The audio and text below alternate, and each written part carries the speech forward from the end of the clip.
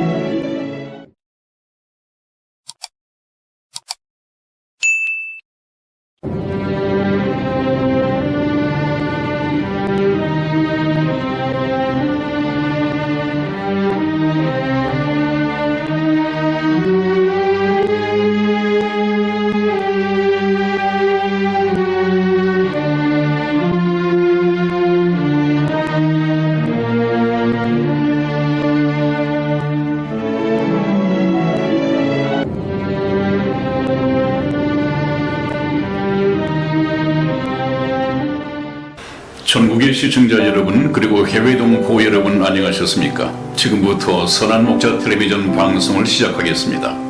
먼저 하나님께 기도드리겠습니다.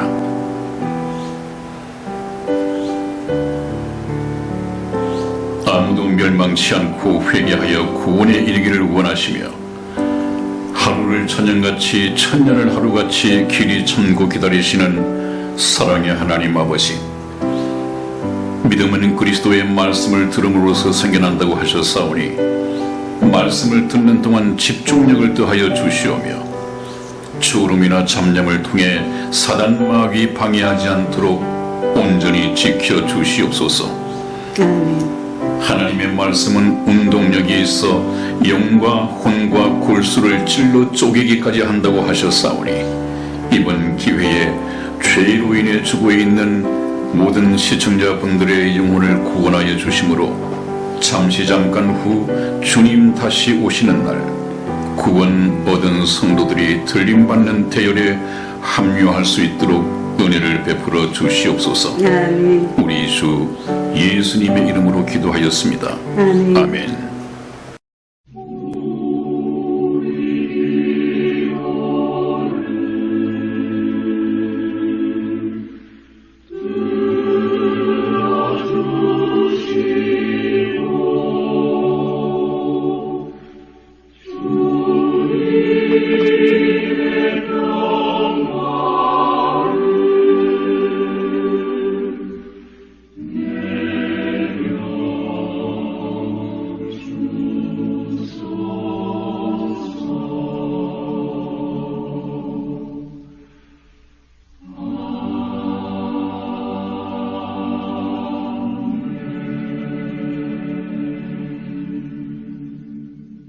네, 여러분, 오늘 여러분과 함께 묵상해 볼 이 주제는 아마도 잘 아시는 내용일 텐데 저희 성경 공부 이 주제와 상당히 잘 맞아떨어지기 때문에 한번 선정을 해봤습니다. 한번 들어보시죠. 제목은 요한 웨슬레의 꿈 이야기, 천국엔 누가 오는가, 누가 와 있는가 하는 이 질문에 대한 내용입니다. 한번 들어보시죠. 요한 웨슬레가 어느 날 꿈을 꾸었다고 합니다. 세상을 떠나 천국을 향해 갔는데 입구에서 천국문 열쇠를 가진 베드로가 물었습니다. 내 이름이 무엇이냐? 네, 제 이름은 요한 웨슬레입니다. 그래, 여기 이름이 있구만. 어서 들어가게나. 이때 웨슬레는 어떤 사람들이 천국에 왔는지 갑자기 궁금해졌습니다. 그래서 베드로 사도에게 물었습니다. 천국에 천주 교인은 몇 명이나 들어왔나요? 베드로가 입국자 명단을 살펴보더니 대답했습니다. 천주 교인은 한 명도 없네. 웨슬리는 다시 물었습니다. 그러면 성공회 교인은 몇 사람이나 들어왔나요? 그러자 베드로는 다시 입국자 명단을 살펴보았고 같은 대답을 주었습니다. 성공회 교인도 없네. 그러면 장로교 교인을요? 하고 다시 물었습니다. 베드로 사도는 말했습니다. 장로교 교인도 없다네. 이 말을 듣자 요한 웨슬레는 속으로 은근히 기뻐하면서 물었습니다. 그러면 감리교 교인만 천국에 들어왔겠네요? 그러자 베드로 사도가 말했습니다. 감리교인도 없다네. 이 말에 웨슬레는 깜짝 놀랐습니다. 아니, 천주교인도 성공회 교인도 장로교인도 감리교 교인도 없다면 도대체 누가 천국에 왔단 말입니까? 베드로의 대답이 오직 성령으로 거듭난 그리스도인들만 왔다네. 그렇습니다. 천국은 오직 그리스도를 믿는 그리스도인만이 들어갈 수 있습니다. 어떤 교파에 속했다거나 또 어떤 교단에 속해서 그 교파가 아무리 크고 아무리 훌륭하다고 해도 그 교파의 이름으로 천국에 들어갈 수는 없습니다. 여러분, 어떤 분들은 저에게 그런 질문들을 해옵니다. 말씀을 듣고 난 이후에 상당히 말씀에 공감은 하면서도 좀 생소한 이야기를 하니까 목사님, 말씀은 잘 들었습니다만 목사님이 소속한 교단은 어디입니까? 라고 이렇게 질문을 해오는데 아마 어느 교단에 속해 있습니까? 라고 질문하시는 분은 틀림없이 성령으로 거듭난 적이 없을 것입니다. 어느 교단에서 구원을 시켜준다고 믿고 있는 모양이죠. 그것은 안 됩니다. 정확한 질문은 성령으로 거듭나셨습니까? 아니면 예수님을 영접하고 구원받으셨습니까? 하는 이런 질문이 상당히 정확한 질문이라고 하겠습니다. 여러분들은 저희 선한 목자 텔레비전을 통해서 어느 교단에 속해 있습니까? 라가 아니라 당신은 예수 그리스도를 믿고 영접하여 구원받은 성도이십니까? 성령으로 거듭나셨습니까? 이런 질문을 하는 영적 분별력을 가진 시청자 여러분들이 되시기를 주님 이름으로 축원을 드립니다. 네, 여러분, 오늘 처음 만나볼 주제는 풍요한 에덴 동산에 살고 있지만 외로운 아담이다. 이제 이 말씀의 제목의 내용이 조금 여러분들 가슴에 이해가 되고 와 닿으리라고 생각이 됩니다.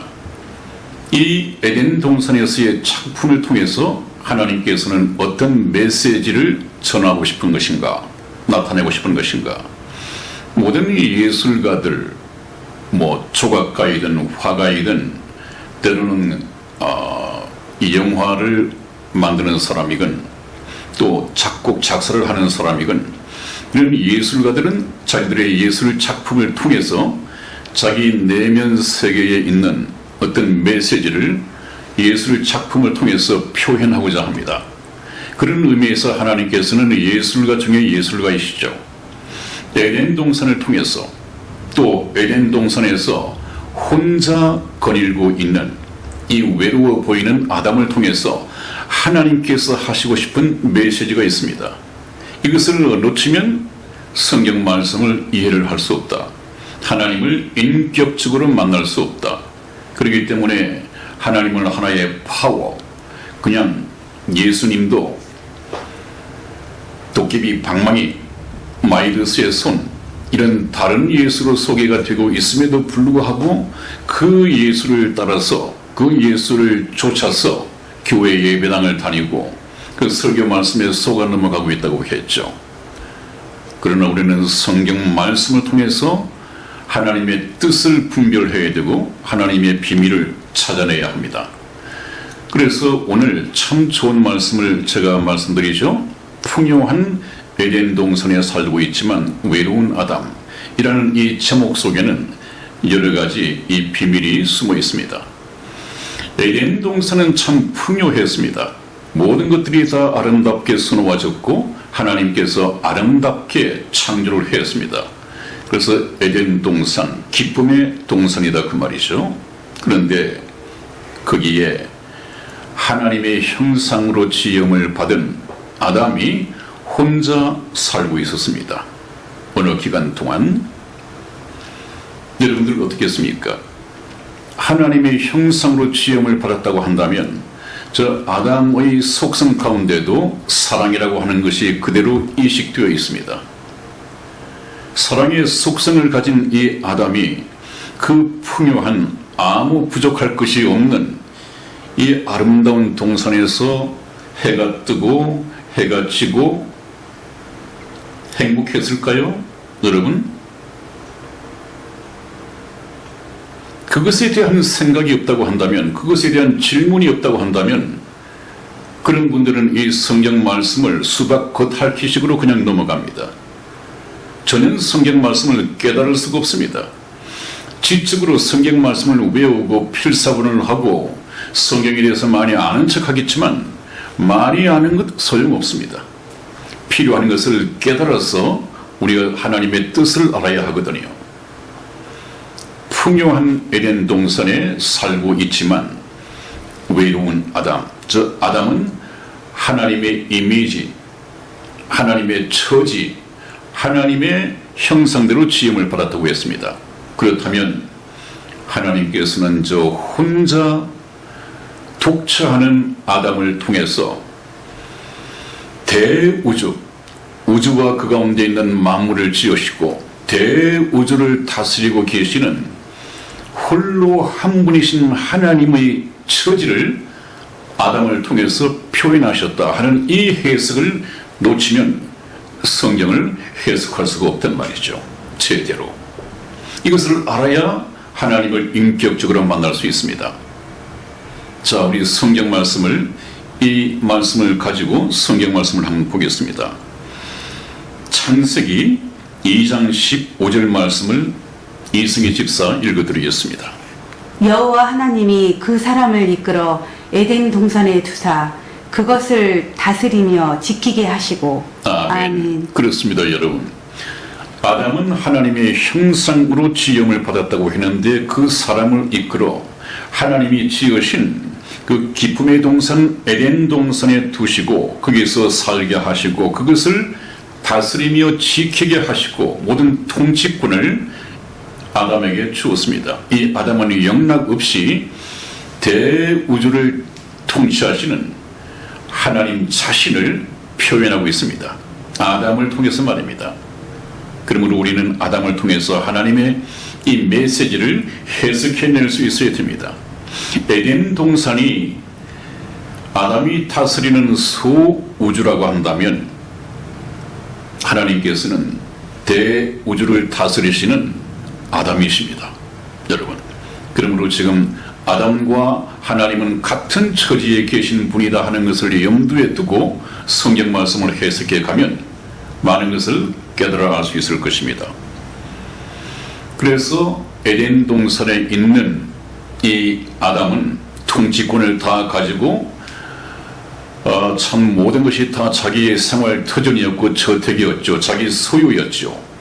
그럼에도 불구하고 문제는 사랑을 나눌 짝이 없기 때문에 저 에덴 동산은 더 이상 아담에게는 기쁨의 동산이 되지를 못했다. 왜 그렇습니까? 사랑의 짝이 없단 말이죠. 여러분들, 어마어마한 대저택에 돈을 많이 가진 이 부자가, 세상의 권세와 돈을 많이 가진 부자가 그 저택에서 살면서도 사랑을 나눌 수 있는 짝이 없다고 한다면 그 집은 스위트 홈이 해피한 가정이 될 수 없을 것입니다. 사랑은 이 사랑의 존재이기 때문에 사랑 없이는 결코 행복할 수가 없습니다. 그래서 여러분들 그 대중가요라든지 그림이라든지 예술 작품을 보면 거의 메시지가 사랑을 주제로 하고 있습니다. 사랑을 주제로 하고 있습니다.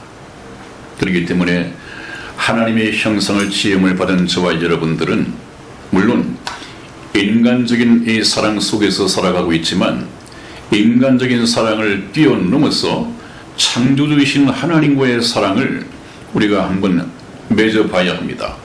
그 하나님의 사랑을 맺고 하나님께서 인간을 하나님의 사랑으로 짝으로 모집하기 위해서 인류 역사를 꾸미시고 또 인간을 창조하셨단 말이죠. 그래서 풍요한 에덴 동산에 살고 있지만 외로운 아담은 대우주를 소유하고 계시고 대우주를 통치하고 계신 하나님의 축소판이었다. 하나님의 표현이었다. 이렇게 이해를 하면 틀림없을 것입니다. 그래서 하나님께서는 이제 독처하는 이 아담을 위해서 하나님께서 계획하신 것이 있습니다. 그것도 놀라운 비밀이죠. 여기도 참 놀라운 이 비밀이 숨어 있습니다. 독처하는 아담을 위해서 배필을 지으셨다. 어떤 내용인지 우리 성경 말씀을 한번 보겠습니다. 창세기 2장 18절 말씀을 이승희 집사 읽어드리겠습니다. 여호와 하나님이 가라사대 사람의 독주하는 것이 좋지 못하니 내가 그를 위하여 배필을 지으리라 하시니라. 아멘. 아멘. 그렇습니다, 여러분. 이 아담을 하나님의 형상으로 하나님의 처지대로 표현해 놓으시고 하나님이 그 작품을 통해서 아담을 통해서 우리 인간에게 전하고 싶은 메시지가 무엇이냐 하면 사랑, 아담의 독처하는 것, 혼자 살아가는 모습이 좋지 못하니 행복해 보이지 못하니 내가 그 아담을 위하여 돕는 배필을 지으리라. 행복을 완성시키시고 행복의 마침표를 끊겠다는 얘기죠. 이 사람은 바로 하나님 자신의 표현이라고 했죠. 하나님 자신이 독처 홀로 한 분으로 계시기 때문에 외로우시다. 그 메시지를 아담을 통해서 저와 여러분에게 전하고 있는 것입니다. 아하, 그렇다면 바로 이 아담의 처지가 하나님 자신의 처지라고 하는 거구나. 하나님은 사랑의 짝을 원하고 계시구나. 인간을 창조하신 목적도 인간을 하나님 사랑의 짝으로 만드셨구나 하는 것을 우리가 재확인할 수 있습니다.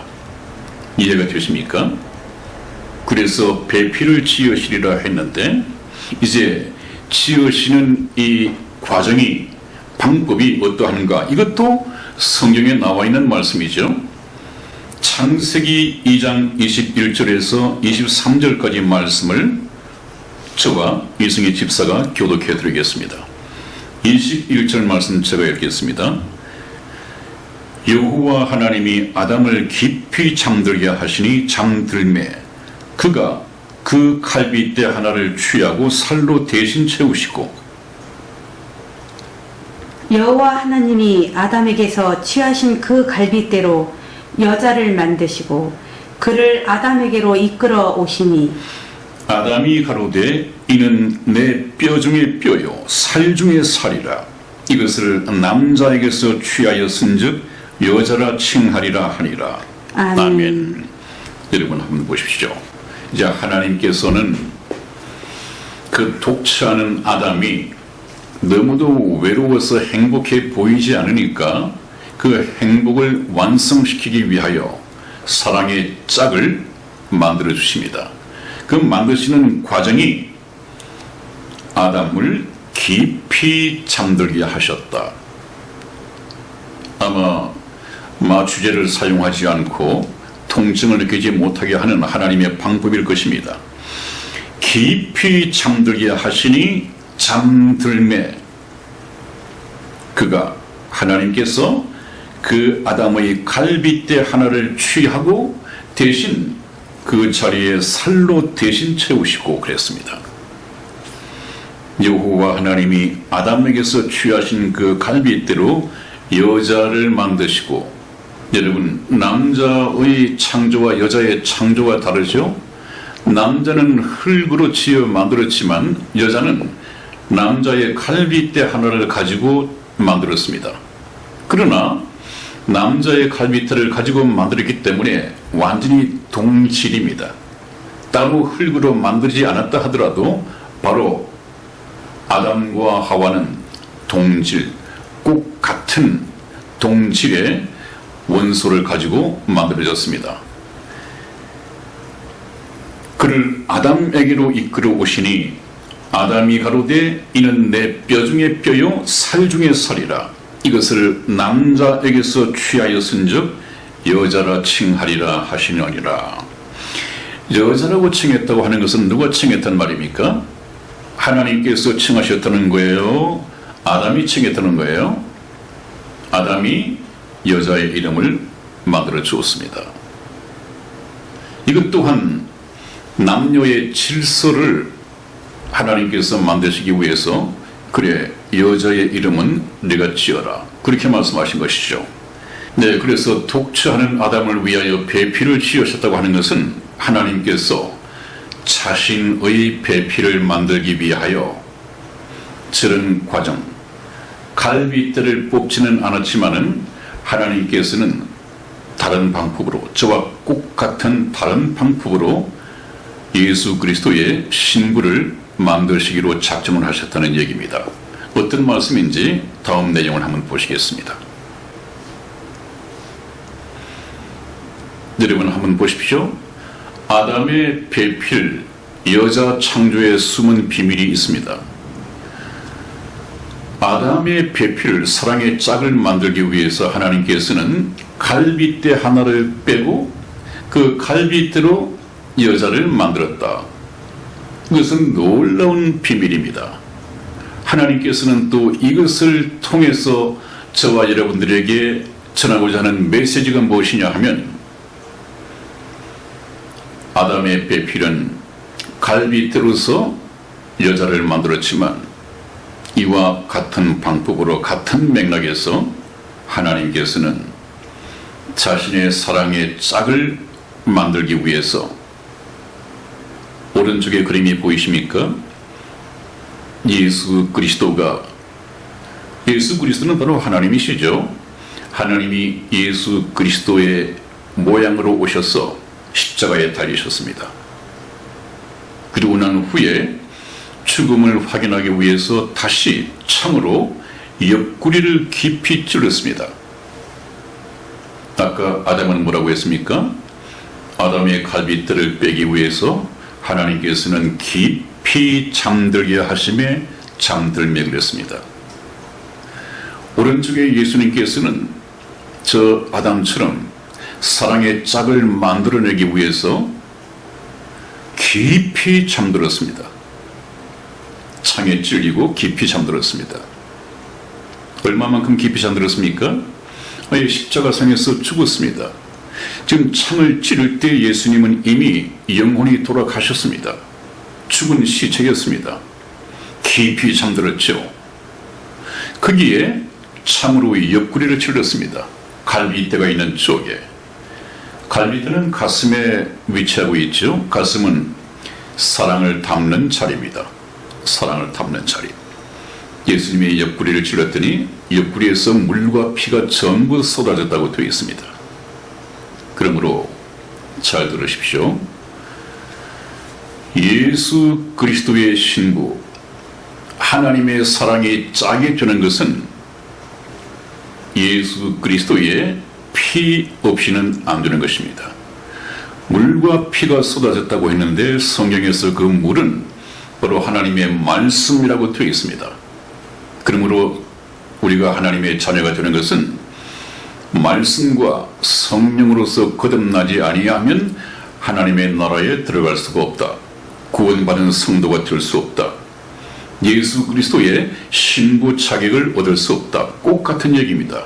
여러분, 얼마나 놀라운 방법이 에덴 동산에서 이미 하나님의 메시지, 하나님의 예표적인 방법을 통해서 비추어졌습니까?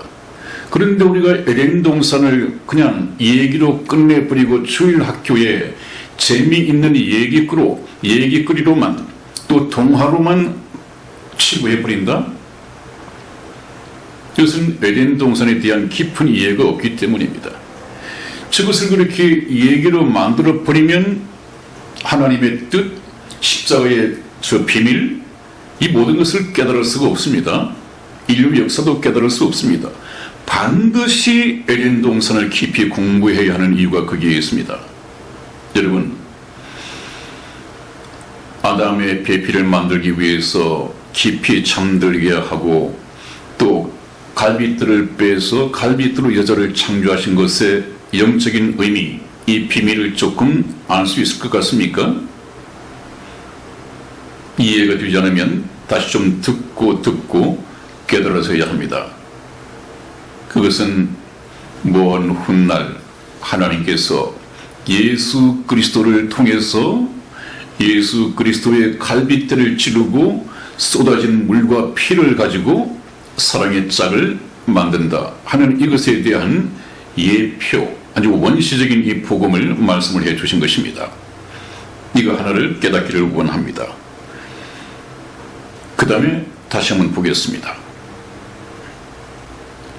그래 놓고 하나님께서는 이제 혼자 독차하는 모습으로 좋지 않았던 아담을 위해서 아주 사랑스러운 이 신부 하와, 이 여자를 만들었습니다.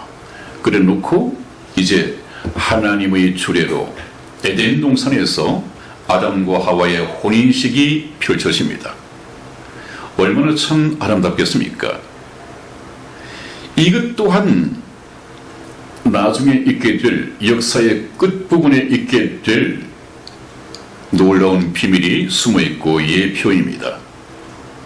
여러분, 저것은 여러분들이 이제 제 얘기를 들어왔으니까 대충 많이 알 것입니다만은, 아담은 어린 양 되신 예수 그리스도의 예표이고, 하와는 예수 그리스도의 물과 피로서 만들어진 사랑의 짝, 신부입니다. 이 교회, 구원받은 성도들은 바로 저 신부들이죠. 그러므로 저와 여러분들은 저 신랑으로 오시는 예수님을 맞이하기 위하여 신부의 자격을 취득한 상태에서 사모하며 기다려야 한다. 그렇게 말씀드리는 이유가 거기에 있습니다. 한번 보시죠. 여러분 한번 보십시오. 이미 하나님께서는 신랑 되신 예수님과 신부된 성도와의 이 혼인식을 하나님은 이미 보고 계십니다. 하나님께는 과거도 현재도 미래도 없고 모든 것이 현재 상태로만 보이기 때문에 이미 저 광경을 보셨습니다. 반드시 이루어질 것입니다. 저 하나님의 이 아들 예수 그리스도의 혼인잔치가 곧 다가오고 있습니다. 눈앞에 와 있습니다. 저것이 휴거를 통해서 완성될 것이란 말이에요. 우리 요한계시록 19장 7절에서 8절까지 말씀을 이승희 집사 읽어드리겠습니다. 우리가 즐거워하고 크게 기뻐하여 그에게 영광을 돌리세. 어린 양의 혼인 기약이 이르렀고 그 아내가 예비하였으니 그에게 허락하사 빛나고 깨끗한 세마포를 입게 하셨은즉 이 세마포는 성도들의 옳은 행실이로다 하더라. 아멘. 그렇습니다. 여러분, 거기 보니까 계시록 이 성경 말씀의 끝부분에 가서 때가 이르렀습니다. 어린 양의 혼인 기약이 이르렀고 그 아내가 예비하였으니 그랬습니다. 왜 그 아내가 예비하였으니 하는 이 말씀에 기록된 요한계시록에 인류 역사의 종말, 지구의 종말이 들어가 있을까요? 하나님께서 지구를 만드시고 인류 역사를 계획하신 목적이 바로 예수 그리스도, 이 하나님의 사랑의 짝, 천국의 백성을 모집하기 위해서 6,000년 동안 인류 역사를 계획하시고 경영하셨단 말이죠. 이 인류 역사의 목적을 우리가 놓쳐서는 성경 말씀을 이해를 할 수 없습니다. 하나님의 뜻을 알 수가 없습니다. 그러므로 인류 역사의 마지막 징조가 보인다고 하는 것은 무화과 나무의 비유를 배우라. 그 가지가 연하여지고 잎사귀를 내면 여름이 가까운 줄을 아나니 이 모든 것을 보거든 인자가 곧 문 앞에 이른 줄을 알라. 예수님께서 공중 재림하실 때가 가까운 줄을 알라. 그 말씀 아니에요. 거기다가 제자들이 물었을 때 예수님께서 마지막 징조로 일러주신 징조들이 이미 차고 넘치게 이미 이루어졌습니다. 세계 정부, 이 NWO, 그 다음에 일루미나티, 프리메이슨, 필더 그룹 이런 것들에 대해서 많이 말씀을 드렸죠. 이것이 정말 거의 완성 단계에서 물밑 작업, 불법으로 비밀리에 활동하고 있던 이 세계 정부 수립이 거의 물밑에서는 거의 다 완성이 되었습니다, 여러분. 이것이 이제 물 위로, 수면 위로 올라오면 세계 정부가 수립되게 되어 있습니다. 그것을 하나님께서는 기적적으로 잠시 눌러서 막고 멈추고 있다고 했습니다. 왜 그런가? 하나님께서는 이스라엘 백성을 애굽으로부터 해방시킬 때 구원하기 위하여 애굽의 군대 추격을 따돌리기 위하여 홍해 바다를 잠시 두부 자르듯이 자르고 그 바다 속으로 난 길을 통해서 이스라엘 백성을 구원하셨다고 했죠. 하나님께서는 아직까지 이 세상에 구원해야 할 민족들이, 영혼들이 있다고 판단하시기 때문에 트럼프 대통령을 통하여 잠시 홍해 바다를 가르듯이 구원받을 수 있는 이 기회를 허락을 하셨다. 그렇게 이해를 하면 쉽겠습니다. 바로 시사적입니다. 지금 하나님께서 홍해 바다를 갈라놓고 있는데 홍해 바다가 영원히 갈라져 있는 것은 아닙니다. 잠시 잠깐 후에 하나님의 뜻이 이루어지고 이 기회를 틈타서 하나님께로 나오는 자들이 하나님이 보실 때 충만하게 들어왔다고 생각이 된다면 홍해 바다는 다시 합류할 것입니다. 세계 정부는 수면 위에 부상하고 이 세상 정부의 세상에 독재 정부가 수립이 될 것입니다. 이 세계 정부 수립을 놓고 어떤 목사님과 신학자들은 우리는 이 세계 정부 수립을 저지해야 하고 이 일루미나티 글로벌 리스트들과 싸워서 이겨야 됩니다고 하는데 뭘로서 싸워서 이겨야 하느냐? 선으로서 악을 이겨야 된다. 그 선은 무엇이냐? 사랑이다. 전혀 비성경적인 얘기입니다. 여러분, 우리 인간이 세계 정부 수립을 막을 수가 없습니다. 이것은 하나님께서 허락하신 것이고 이미 세계 정부가 성경 말씀을 보면 잠시 잠깐 후에 이미 완성이 되어 있습니다. 그러므로 우리가 해야 할 것은 세계 정부 수립을 막기 위해서 싸울 것이 아니라 우리의 힘으로 막을 수 없을 텐데 우리는 어떻게 해야 합니까? 세계 정부가 하나님의 허락하에 세워지기 전에 우리가 이 지구를 떠나야 합니다. 이 지구를 떠나서 안전한 곳으로 이민을 가야 한단 말이죠. 이민. 그 이민 가는 것이 무엇입니까? 휴거입니다.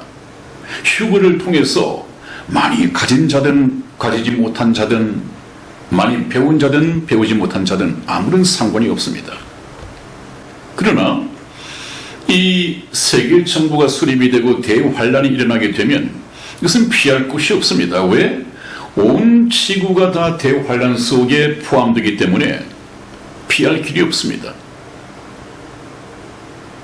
그런데 하나님께서 길을 여시고 공중에 피난처 되시는 노아의 현대판 방주로서 예수님께서 오시고 이 대환란이 오기 전에 노아의 홍수가 오기 전에 이미 다 끌어올려서 피난처로 도피시켜 주시겠다는 것 아니에요.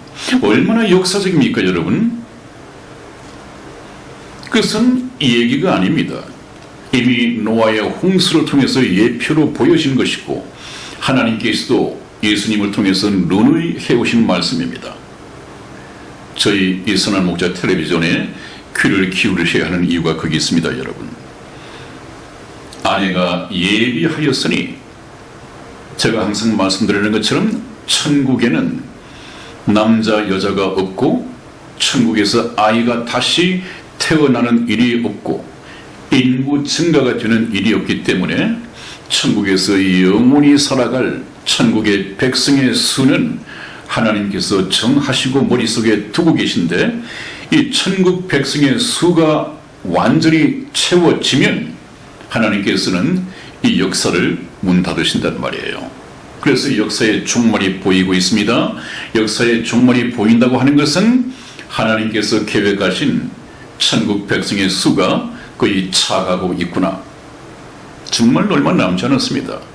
천국의 백성의 수는 이미 거의 메워졌습니다.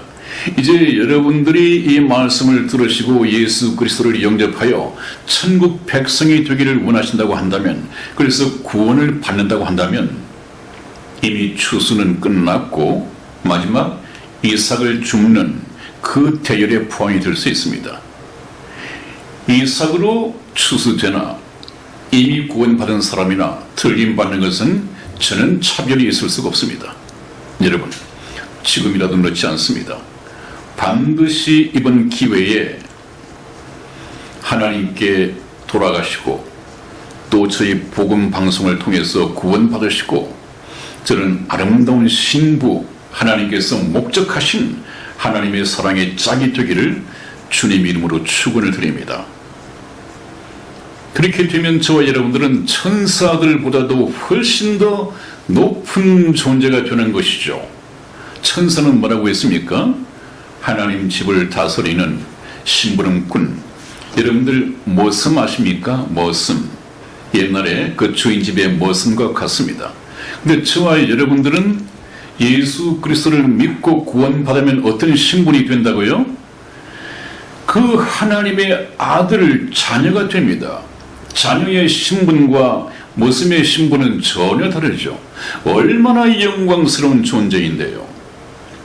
그래서 제가 몇 번 말씀을 드립니다마는 하나님께서 말씀하시기를 땅에 있는 성도는 존귀한 자니 나의 모든 즐거움이 저에게 있도다.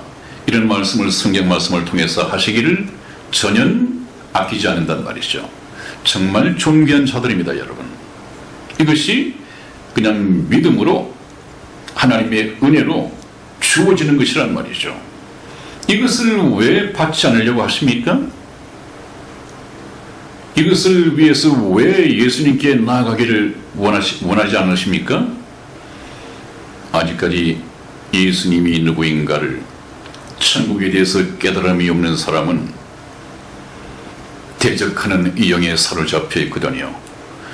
사단은 어떻게든 예수 그리스도 믿는 것은 참 미신적인 것이고 무식한 것이고, 그것은 가난하고 못 배운 사람이나 그냥 자기 위로를 삼기 위해서 종교의 하나로 믿는 것이지 네가 왜 그것을 믿으려고 하느냐, 이렇게 해서 계속해서 미혹시키고 예수님께 나아가는 것을 방해하는 존재가 있단 말이에요. 이것이 바로 사단입니다. 여러분들을 지옥으로 끌고 가려고 하는 아주 무책임한 사단입니다. 이 말씀을 통해서 사단의 계략, 사단의 전략을 이기고 빠져나와야 합니다. 그것이 바로 복음을 통해서 해결될 것입니다, 여러분. 자, 그 다음에 또 하나 보겠습니다.